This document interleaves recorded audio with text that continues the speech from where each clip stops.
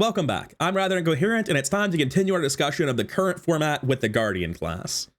As with all the other classes, we're going to be going in ascending power order, ending on the strongest, starting on the weakest, and that means starting with Wilson. Wilson is in a bad spot. You'll notice I made a fighter Wilson. Wilson was already one of the weakest characters in Legacy, to the point that giving him like the 8th lowest ranking on my tier list, a lot of people said, why are you being so nice to Wilson? And I'm like, he's in the bottom 15%. He can't go that much lower.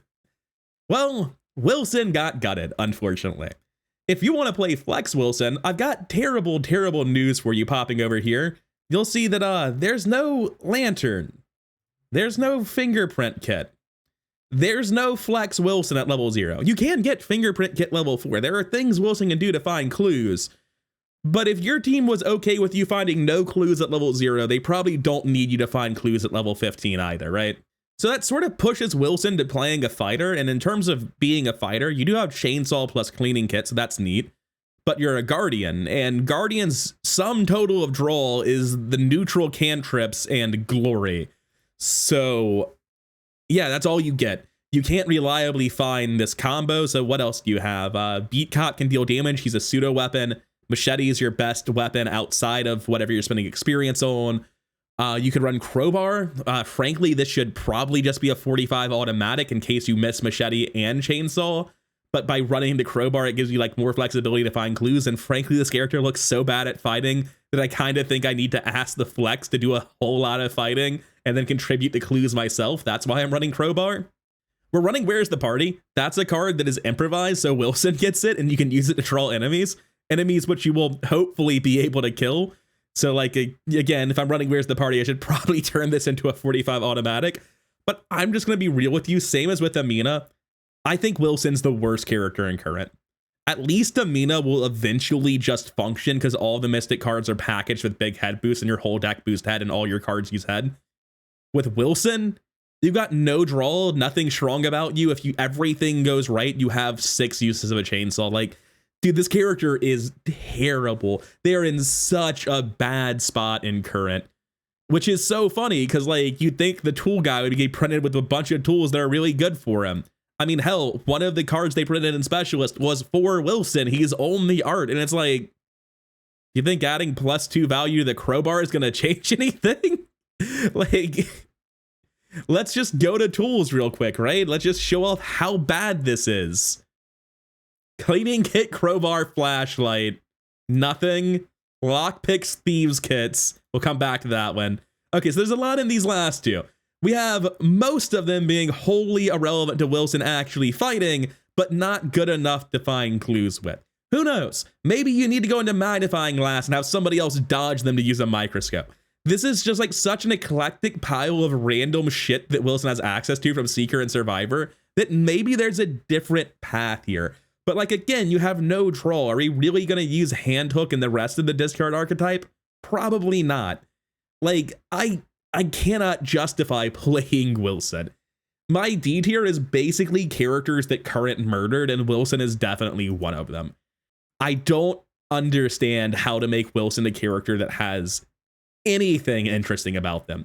Like, I cannot imagine sitting down and thinking, Wilson's the guy I want to play. At least with Amina and Alessandra, I kind of get it. But with Wilson, it's like this stat line and this ability that just makes the stat line almost okay. I'm not going to focus on it too much. This strikes me as polishing a turd. If you did better, if you think I've missed the secret sauce to make a good Wilson, let me know. Maybe I'll believe you. It'll probably fall on deaf ears, but I'm going to move on. Wilson's an easy last place, even if we disagree with how far down he is beneath the others. Which brings us to our second worst character, and the man just can't catch a break. It's still Roland Banks. Admittedly, he's higher up than second worst would imply. He's better than a lot of non-Guardian characters, in my opinion. And that's because Runic Axe isn't banned, baby! It's still here! I mean, honestly, can Wilson get Guardian 5 cards, or is his card pool wrecked? You can get Guardian 4 cards, so yeah, he can't run Runic Axe properly either. I was gonna say, maybe he just runs Runic Axe with a 3 and fist and it works, because that's what Vincent Lee does. But no, he can't even get the proper Fighter's Axe because it costs 10 experience. God, that's sad. But yeah, basically Roland's doing really well because most forms of fighting got a lot worse. Guardians are the only people getting movement hacks with Safeguard. Safeguard 2 I don't think exists. Let me double check that. Yeah, Safeguard 2 is out. Not sure what it was from. But you still get Safeguard 1, which is more than most. Runic Axe is a very, very powerful form of fighting. Beat Cop is good action compression. And in terms of keeping yourself alive, well, Steady Handed is recursive horror soak. You can probably just keep yourself alive as Roland with this. Previously, you'd be giving up a lot of power and other characters would be getting ahead of you when you ran a card like Steady Handed. But now, what else am I doing with the card slot? There's not great competition. Clean them out seems like a weird thing to run. It's probably better than running Burning the Midnight Oil, and I'm already running the other 2 economy cards available to the character. So that's how we ended up with Clean Them Out in the deck, because the deck is fairly expensive with Steady Handed and Safeguard and Beat Cops and Runic Axe, and you might have to play a different weapon before the Runic Axe so you can sort of see the problem. And also we're running Thorough Inquiry. Is it expensive? Yes. It's also one of the best draw cards in the format, and when you can cram one of the best team support draw cards into your fighter, you do it every single time. It's not as good as Deep Knowledge Roland is in Legacy, but you're going to see a lot of Thorough Inquiry when we start talking about Seekers. It's very good. As for the skills, we rounded out with Guts, Overpower, Fallacious Blow, just normal Guardian skills, really. I don't think this Roland's super exciting, but it is totally functional, which is more than a lot of characters in current can say. Which brings us to our third place character in Marion, and honestly, Marion was super frustrating for me to build. I love support Marion from Legacy, and it's one of my favorite decks I've ever played. It's super unique. You're basically a pure team support character that's so good at dealing burst damage that you're actually a meaningful part of your fighting, to the point that your fighter can even be a little bit of a flex because you can honestly just solo the boss yourself a lot of the time. That sort of support / boss killer archetype doesn't really work. You lost too many of these support oriented things to really fill that niche, which really crams Marion more directly into the fighter role. It's kind of hard to get around it now. With no Bandolier, you're kind of locked into being one-handed fighting, which means, yeah, Machete and Blessed Blade. And because Machete can be action inefficient, you really want to beat Cop. With a 4 Fist, you really want to Wolf Mask, Safeguard's insane. So those 10 assets kind of feel like they're locked, and what else can we do? Well, we're probably not cutting Overpower and Vicious Blow with 4 Fist being the fighter, so that leaves us 16 slots left for event to do Marion things. And frankly, I went with, which version of Marion is this? You'd think it would tell me on this page. Right, just click the card. I went with Gambits because Bank Job is economy, and there's not a lot of economy around right now. But I don't think any of Marion's options actually gave me anything I cared about, because I took Gambit just for the Bank Job economy. Evervigilant 4 is by far the best team support left in the game. Evervigilant 1 doesn't even exist, so for Guardians, if you're getting Evervigilant at all, you're getting rank 4. Hunter's Mark is just genuinely good in Marion. Same for 1-2 Punch if you're fighting. Ready for Anything is a great card. When you're playing Marion, you want a lot of events where you can just play it to have played it to get the value out of it using your ability. That same thing is true with Stand Together. And it's really, really painful to lose Hallowed Mirror, because being able to get Hallowed Mirror 3 and shuffle them back into your deck and keep redrawing them essentially gave you infinite healing as part of the thing you were doing. It's what made support Marion so strong, and it's just gone now. So you're not healing your team anymore. You are going to give them a good chunk of actions with Evervigilant, a good chunk of money with Stand Together. You're still a totally functional fighter. You also have Live and Learn and Lucky when you're being proactive, so those can help as well.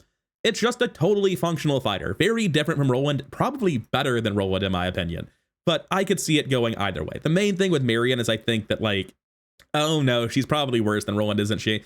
She has a 2 in head and no way to deal whatsoever with Frozen and Fear in this deck list I've built. That's a slight problem. That's not true. I have Live and Learn and Lucky. Probably need to save those. Probably don't want to be using those on anything else if Frozen and Fear is in the Mythos deck. But yeah, with Live and Learn and Lucky, she should be able to get through it. That's very important. Because I've mentioned this in my other videos, I'll say it again. Alter Fate is gone. Ward level 2 is gone. If you get a Mythos card, you got to deal with it. I've got Roland and Marion within 2 spots of each other right now. And I do think Roland is better. I think Runic Axe is way stronger as a fighter than what she's doing. I think she's definitely a cooler deck, but I mean, Runic Axe is one of the most powerful cards in the game, requires no additional support to do what it does, and it hasn't been removed with Legacy. So yeah, Runic Axe just carries Roland ahead. Moving on to my number 2 spot in the Guardian class, it is Carson. I almost put this guy in my S tier. His support's just absolutely cracked. Like, it doesn't matter how much you got because he had so much of it to begin with. He still has Obsidian Bracelet to soak for his team, Garish to soak for his team, Wolf Mask to help himself with Mythos and to occasionally punch a rat or something. And then for his team, he's able to run Unexpected Courage, Manual Dex, Guts, Dreams of the Clay. This has never been seen before on the channel. But it turns out if you're just here to support your team and you have a teammate who's taking a test on a dangerous Mythos card, they're only up 1 or 2. There's a lot of -2s or -3s in the bag. On standard, you toss them a Dreams of the Clay, they probably pass, and it deals with the next copy as well. Or it can, at least. It depends who draws it. But if nothing else, it's going to take that one copy out of the deck. So I think Dreams of the Clay is a genuinely very good team support. It's just not like what you would choose to play in Legacy. Deduction for obvious reasons. And then in terms of support, we have Thorough Inquiry, Stand Together, Guidance 1, Vigilant 4, Cosmic Revelation. Just like all the best support cards. Task Force isn't even that bad. So yeah, Carson's just rock solid. There's a ton of other stuff you could run depending on what sort of team you have, how you want to support them. Carson's really, really, really good. He's not like interesting. I don't have a lot to say about him, but making sure your teammates don't die to the Mythos phase and giving them 33% more turn every turn is a lot of value. So I didn't catch this until like I was recording the tier list video, but I realized that this Carson forgot like the most important Carson card. It's not obviously a support card, but like Safeguard's actually a support card. It gives me an action every turn to not follow you around more sometimes. It's very important. Task Force seems like it might be the weakest card here. Maybe it Dreams of the Clay. Kind of up in the air. Don't cut Safeguard from Carson. It's very important. Which brings us to the #1 Guardian. My heart soars for him. It's Nathaniel Cho. Finally winning a trophy at something. You just had to remove Mark Harrigan from the running, and Nat Cho got to be #1 for the class. He actually does fully make it into my S tier. I think he might even be my top 5 characters in current. You'll also notice this is not Boxing Gloves Nat Cho. Look, what do you want from him? We cut half of the good events from the game, and Runic Axe is unchanged. But this is pretty much exactly what you expect out of Runic Axe Cho. If you saw this deck and were like, those were some sort of weird choices, and didn't realize it was a Legacy deck, that would be totally normal, right? Running 2 copies of Beat Cop because it's Lightning Bolt, deal damage, and plus Fist. Honestly, very cuttable, but I like Beat Cop quite a lot, and Vandal Cho tends to just be used as soak and dropped immediately. Ancestral Token is here not just to make sure I don't die to Horror, because it is helpful for that, but because it's showing off that Cho really does have more free deck slots than the other Guardians. There's nothing where I'm like, oh man, I really can't afford to run Ancestral Token. It's just good. It's just costing 3 in a deck slot. But with Cho, I kind of feel like it's able to be run and not really a huge problem. We still have E-Cash, we've got Clean Them Out, we've got Stand Together, we've got no problem with it. At 27 experience, we still already got in one of our 1-2 punches on top of Runic Axe. We've got both copies to get over here for movement tech as well. Like, you just have a great big pile of events, your core skills. This is overpower level 2. I think in everyone else that was in the side deck. Nat Cho has nothing he's like super concerned with getting immediately. A lot of his most important support was printed with him. Runic Axe is better at him than Boxing Gloves by far. The dude is just strong as hell. Great at fighting, good enough at Mythos resistance. Like, it's not great, but frankly, most people aren't going to be in current. Being great at Mythos resistance is really, really hard in the current card pool. So yeah, am I happy to be running Guts and nothing else to solve Frozen in Fear? No. But there's just not a better solution than it.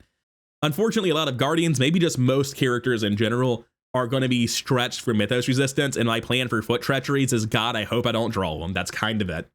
Nat Cho is just totally unparalleled as a fighter within Guardians, at least. The only other character giving him a run for his money at all is Michael McGlynn. And even then, I think Cho is the better killer of the two of them.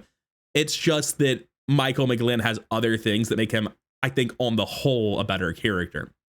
Better Mythos resistance because of his better stats, better durability because of the infinite soak combo. And while he might be worse at like maximum burst output, I think if you find yourself in a situation where you need to deal like 20 damage over 3 turns, Cho is worse at that than Michael McGlynn.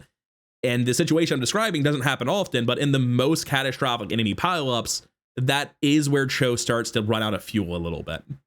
Not that he's ever weak, don't get me wrong.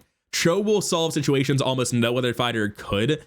We're only talking about him like he has any weaknesses at all because we're comparing him to fucking Michael. Cho is incredibly good, and I think I've probably said something to this effect before. The fact that there were like 15 characters I viewed as better than Cho in Legacy was proof that Legacy was a corrupt format that was doomed to kill itself because the power level had gotten wildly out of control. Cho's largely unchanged. It's just all the crazy stuff above him died. So that puts him pretty much right at the top of the tier list. He's absolutely insane in current because he's basically the same as he was in Legacy. Anyways, that'll be all for now. Thank you for your time, and I'll be back with you tomorrow for the best class, which is Seekers, because of course it is.